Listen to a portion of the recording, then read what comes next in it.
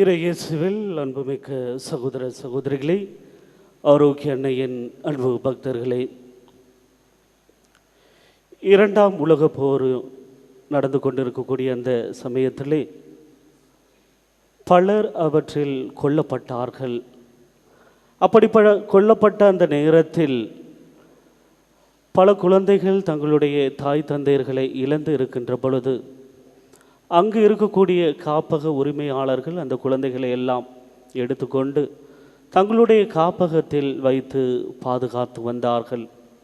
இவ்வாறு அவர்கள் பத்திரமாக அந்த பாதுகாப்பு அறையில் இருந்தாலும் ஒவ்வொரு நாளும் அவர்கள் கடக்க வேண்டியது என்ன நேரிடுமோ, என்ன தங்களுக்கு வரப்போகிறதோ என்கின்ற அந்த பயமும் அச்சமும் அந்த குழந்தைகளுக்கு இன்னும் அதிகமாக இருந்தது. சில நேரங்களில் அந்த குழந்தைகள் தூங்காமல் கூட இரவு நேரங்களில் அலறடித்து கொண்டு சத்தமிட்டு கொண்டிருப்பார்கள். அப்பொழுது அங்கு இருக்கக்கூடிய காப்பக உரிமையாளர்கள் அந்த குழந்தைகள் தூங்குவதற்கு முன்னதாக அவர்களுடைய கைகளிலே ஒரு ரொட்டி துண்டை கொடுத்து அவற்றை கொடுப்பதன் மூலமாக அவர்கள் அமைதியாக இருப்பார்கள் என்று எண்ணி அவர்களை அமைதியாக உறங்க செய்கிறார்கள். அப்படி அவர்கள் மீண்டுமாக எழுந்து பார்க்கின்ற பொழுது அவர்களுடைய கையில் இருக்கக்கூடிய அந்த ரொட்டி துண்டை பார்க்கும் பொழுது அவர்கள் சற்று அமைதியாக இருந்து அதை உட்கொண்டு அவர்கள் மீண்டுமாக அமைதியாக இருந்து கொண்டிருக்கிறார்கள். அப்பொழுதுதான் காப்பக உரிமையாளர்கள் இந்த குழந்தைகளுடைய நலனுக்காகவும் அவர்கள் நல்ல முறையாக இருக்க வேண்டும் என்பதற்காக அந்த குழந்தைகளை ஒவ்வொரு சூழ்நிலைகளிலும் அந்த அச்சத்திலிருந்தும் அந்த பயத்திலிருந்தும் அவர்களை வெளியே கொண்டு வருவதற்கு பலரும் பல முயற்சிகளை தனிப்பட்ட விதத்திலே ஒவ்வொரு குழந்தைகளாக எடுத்து அவர்களை பராமரிக்கின்றார்கள். இவ்வாறு அவர்களுக்கு பிரச்சனைகள் இருந்தாலும், மனதிலே அச்சங்கள் பயங்கள் இருந்தாலும் தங்களை பாதுகாக்க இவர்கள் இருக்கிறார்களே என்கின்ற கொஞ்சம் அந்த அன்பும் அவர்களுடைய அரவணைப்பும் அந்த குழந்தைகளுக்கு அதிகமாக கிடைக்கின்றது. ஆம், அன்புக்குரிய சகோதர சகோதரிகளே, நம்மளுடைய வாழ்விலும் பலவிதமான இன்னல்கள், பிரச்சனைகள், கஷ்டங்கள், கவலைகளை நாம் சுமந்து கொண்டு இதோ நாம் அன்னையினுடைய இடத்திலே வந்திருக்கிறோம். நம்மளுடைய அந்த கஷ்டங்களையும் கவலைகளையும் துடைக்கக்கூடியவராக, நம்மை வாரி அணைக்கக்கூடியவராக, நம்மை ஏற்றுக்கொள்ளக்கூடியவராக, நம்மை அன்பு செய்யக்கூடியவராக, நான் உனக்காக இருக்கிறேன் என்கின்ற அந்த நம்பிக்கையின் வாக்குறுதியை நம் ஒவ்வொருவருக்கும் கொடுக்கக்கூடியவராக இருக்கக்கூடியவர் தான் நம் ஆண்டவர். அதனால்தான் வாழ்வு தரும் உணவு நானே என்று சொல்லி அழியா உணவாக என்று நம் மத்தியிலே பிரசன்னமாக இருக்கிறார் என்றால் அந்த ஆண்டவரை நாம் எவ்வாறு ஏற்றுக்கொள்ள வேண்டும்? அந்த ஆண்டவரை நம்மளுடைய உள்ளத்திலும் சரி இல்லத்திலும் சரி அவரை எவ்வாறு நாம் கண்டுணர்ந்து அவர் மீது நம்பிக்கை கொள்ள வேண்டும் என்பதை தான் ஆண்டவர் இன்றைய நாளிலே நம் ஒவ்வொரு மத்தியிலும் எதிர்பார்க்கக்கூடியது. அதுதான் இன்றைய முதல் வாசகத்திலும் நாம் பார்க்கின்றோம். சிதறுண்ட மக்களை ஆண்டவர் ஒருங்கிணைத்து செல்வதை பார்க்கின்றோம். யூதேயா, சமரியா எல்லா பகுதிகளுக்கும் மக்கள் அனைவருமே சிதறுண்டு செல்கின்றார்கள். ஆனால் பிலிப்பு செல்லக்கூடிய இடங்கள் எல்லாமே அவர் ஆண்டவர் பற்றிய அந்த செய்திகளையும் அவர் செய்யக்கூடிய அந்த அருள் அடையாளங்களையும் பார்த்து அனைவருமே ஆண்டவர் மீது நம்பிக்கை கொள்கின்றார்கள், ஆண்டவரை ஏற்றுக்கொள்கின்றார்கள். ஆண்டவருடைய இறை பிரசன்னத்தை தங்களுடைய வாழ்க்கையிலே அப்பேற்பட்ட அந்த பிரச்சனைகளிலும் இன்னல்களிலும் அவர்கள் ஆண்டவர் தன்னோடு இருக்கிறார் என்பதை ஏற்றுக்கொண்டு அங்கு இருக்கக்கூடிய அனைவருமே குணம் அடைவதை பார்க்கின்றோம், வாழ்வு பெறுவதை பார்க்கின்றோம், புது வாழ்வை நோக்கி அவர்கள் செல்லக்கூடியதை பார்க்கின்றோம். இவ்வாறு சிதறு போன அந்த மக்கள் கூட செல்லக்கூடிய இடங்கள் எல்லாமே ஆண்டவரை பற்றி எடுத்து சொல்கின்றார்கள். ஆண்டவர் தங்களுடைய வாழ்க்கையிலே செய்த ஒவ்வொரு அற்புதங்களையும் அதிசயங்களையும் மற்றவர்களிடத்திலே சொல்லி தங்களுடைய நம்பிக்கை எப்பேற்பட்ட ஒரு நம்பிக்கையாக இருக்கிறது, ஆண்டவர் தங்களுக்கு என்னவெல்லாம் செய்திருக்கிறார் என்கின்ற அந்த நம்பிக்கையை மற்றவர்களுக்கு கொடுக்கக்கூடியவர்களாக மாறுவதை நாம் பார்க்கின்றோம். இன்று நீங்களும் நானும் நம்மளுடைய வாழ்க்கையிலும் அப்படிப்பட்ட அந்த நம்பிக்கையை ஆண்டவரிடத்திலே தக்க வைத்து கொள்ள வேண்டுமென்றால் நாம் அவரை தேடி செல்ல வேண்டும். அழியா உணவாக என்னுடைய வாழ்க்கையிலே அவர் வருகின்றார் என்றால் அவர் என்னுடைய வாழ்க்கையிலே எப்படி முக்கியம் வாய்ந்தவராக இருக்கிறார். அவர் தரக்கூடிய அந்த உணவானது அவரே எனக்கு உணவாக வருகிறார் என்றால் அந்த உணவு எனக்கு எப்பேற்பட்ட ஒரு ஆசீர்வாதத்தை தருகிறது என்பதை நாம் புரிந்து கொள்ள வேண்டும். பிரியமானவர்களே, ஆண்டவருடைய இரக்கப்பெருக்கும், அவருடைய உடனிருப்பும், அவருடைய இறை பிரசனமும், அவருடைய அந்த மன்னித்து ஏற்றுக்கொள்ளக்கூடிய நம் ஒவ்வொருவரையும் நாம் புரிந்து கொள்ள வேண்டும். அதனால்தான் மகன் மீது நம்பிக்கை கொண்டு வாழ நம் ஒவ்வொருவரையும் ஆண்டவர் அழைக்கின்றார்.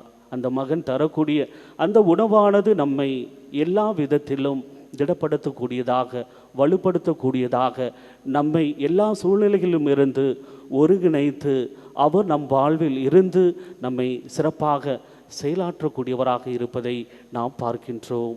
ஆம் அன்புக்குரிய சகோதர சகோதரிகளே, ஒவ்வொரு மனிதனுடைய வாழ்விலும் உணவு மிகவும் அவசியமான ஒன்று. அப்படிப்பட்ட உணவை ஆண்டவர் தாமே உணவாக நம்மளுடைய வாழ்வில் வருகிறார் என்றால் நாம் எவ்வளவு பாக்கியசாலிகளாக இருக்க வேண்டும், எவ்வளவு ஆசீர்வாதங்களை பெற்றவர்களாக இருக்க வேண்டும் என்பதில் நீங்களும் சரி நானும் சரி சந்தோஷம் அடைய வேண்டும், மகிழ்ச்சி அடைய வேண்டும். அப்படிப்பட்ட ஆண்டவர் என்னுடைய வாழ்வில் வருவதற்கு எதுவெல்லாம் தடையாக இருக்கின்றது, எதுவெல்லாம் என்னை ஆண்டவரிடத்திலிருந்து பிரிக்கிறது என்பதை நாம் சற்று சிந்தித்து பார்க்க வேண்டும். அதே வேளையிலே ஆண்டவர் சொல்கிறார், என்னிடம் நம்பிக்கை கொண்டு வருபவர்களுக்கு தாகமே இராது என்று. ஆம் அன்புக்குரிய சகோதர சகோதரிகளே, நம்பிக்கையோடு ஆண்டவரிடத்தில் நாம் செல்கின்ற பொழுது அவர் தரக்கூடிய அந்த வாழ்வானது நிலையானது, யாராலும் அழிக்க முடியாது, யாராலும் நம்மை அவற்றிலிருந்து பிரிக்க முடியாது.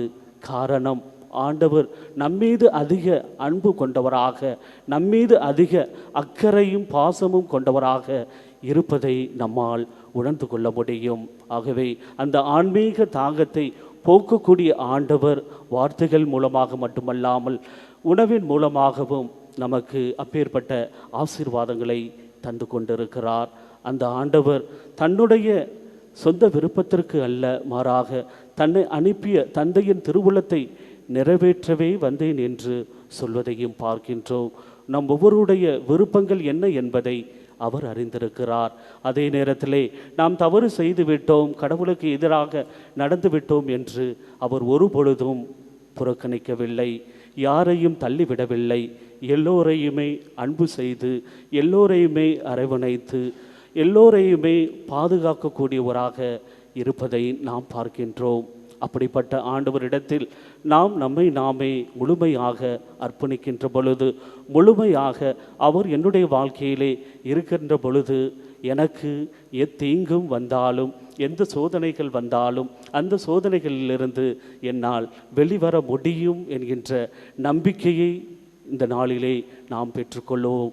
அப்படிப்பட்ட அந்த நம்பிக்கையும் மன உறுதியும் நம்மளுடைய வாழ்க்கையில் நாம் பெற்றுக்கொள்ள வேண்டுமென்றால் நம்மளுடைய அந்த இதய கதவை திறந்து ஆண்டவரை வரவேற்போம். ஆண்டவர் தாமே எனக்கு எல்லாம் என்பதை புரிந்தவர்களாக, அறிந்தவர்களாக, அப்பேற்பட்ட அந்த ஆண்டவர் நம்மளுடைய வாழ்க்கையில் இருக்கும் பொழுது நம்மளுடைய வாழ்வானது அழகாக இருக்கும், ஆசீர்வாதம் பெற்றதாக இருக்கும், அவர் அன்பு நிறைந்ததாக இருக்கும் என்பதை நீங்களும் நானும் புரிந்து கொள்வோம். அன்றைய தினத்திலே அந்த மக்கள் அனைவருமே புரிந்து கொண்டார்கள், ஆண்டவர் தங்களோடு இருக்கிறார், தங்களை வழி நடத்துகிறார்கள் என்று. அவர்கள் ஆண்டவருடைய வார்த்தைகளை ஏற்றுக்கொண்டு அதன்படி செயல்பட்டு நடந்து வந்தார்கள். அதன் அடிப்படையிலே தாங்கள் என்ன கேட்டார்களோ, நம்பினார்களோ, விசுவசித்தார்களோ அவற்றையே சொல்லக்கூடிய எல்லா இடங்களுக்கும் அவர்கள் ஆண்டவர் பற்றிய செய்திகளை எடுத்துரைத்தார்கள். இன்று நீங்களும் நானும் ஒவ்வொரு நாளும் ஆண்டவருடைய உடலை நற்கருணையின் மூலமாக நாம் பெற்றுக்கொண்டிருக்கிறோம். அந்த நற்கருணை ஆனது என்னுடைய வாழ்விலே எப்பேற்பட்ட மாற்றங்களை எல்லாம் கொண்டு வருகிறது, எப்பேற்பட்ட ஆசீர்வாதங்கள் எல்லாம் என்னுடைய வாழ்க்கையிலே கொண்டு வருகிறது என்பதை நாம் புரிந்து கொள்ள வேண்டும். நற்கருணையாக வரக்கூடிய அந்த ஆண்டவர் என்னுடைய வாழ்விலும் மாற்றம் செய்கிறார் என்றால் நான் ஏன் மற்றவர்களுக்கு அந்த ஆண்டவரை எடுத்துரைப்பதன் மூலமாக சிதறுண்டு இருக்கக்கூடிய அந்த மக்களை எல்லாம் ஒன்று சேர்த்து ஆண்டவர் பக்கம் கொண்டு வருவதன் மூலமாக நானும் ஆசிர்வதிக்கப்படுகிறேன், மற்றவர்களும் ஆசிர்வதிக்கப்படுகிறார்கள்.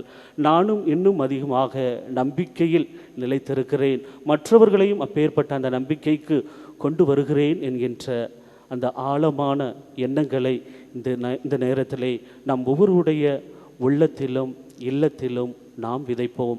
அப்படிப்பட்ட அந்த விதையை விதைக்கின்ற பொழுது நம்மளுடைய வாழ்வானது இன்னும் அதிகமாக மற்றவர்களுக்கு பயனுள்ளதாகவும் மற்றவர்களுக்கு உபயோகம் உள்ளதாக இருக்கும் என்பதை தான் ஆண்டவர் இயேசு நமக்கு கற்றுத்தருகின்றார். அவரே இன்று நம்மளுடைய வாழ்வில் உணவாக வந்து நம் ஒவ்வொருடைய எல்லா விதமான செயல்பாடுகளிலும் எல்லாவற்றிலும் அவர் நம்மோடு உடனிருந்து நம்மையும் நம்மளுடைய குடும்பங்களையும் நாம் மேற்கொள்ளக்கூடிய அநேக காரியங்களிலும் நம்மை உடனிருந்து வழிநடத்துவார், நம்மை செயலாற்றுவார், நம்மை பாதுகாப்பார் என்கின்ற நம்பிக்கையை ஆண்டவர் மீது பதிய வைத்தவர்களாக அப்பேற்பட்ட அந்த நம்பிக்கையை நம்மளுடைய வாழ்க்கையிலே நாம் ஒவ்வொரு நாளும் நற்கருணை பெற்று அதன் மூலமாக கிடைக்கக்கூடிய அந்த ஆசிரையும் அந்த உற்சாகத்தையும் நம்மளுடைய வாழ்விலே தொடர்ந்து பெறுவோம். அதன் மூலமாக ஆண்டவர் தரக்கூடிய அந்த நிலை வாழ்வையும் அழியா வாழ்வையும் பெற்று நாமும் மற்றவர்களுக்கு சாட்சியம் உள்ளவர்களாக வாழ தொடர்ந்து இந்த திருப்பலியிலே மன்றாடுவோம். ஆமென்.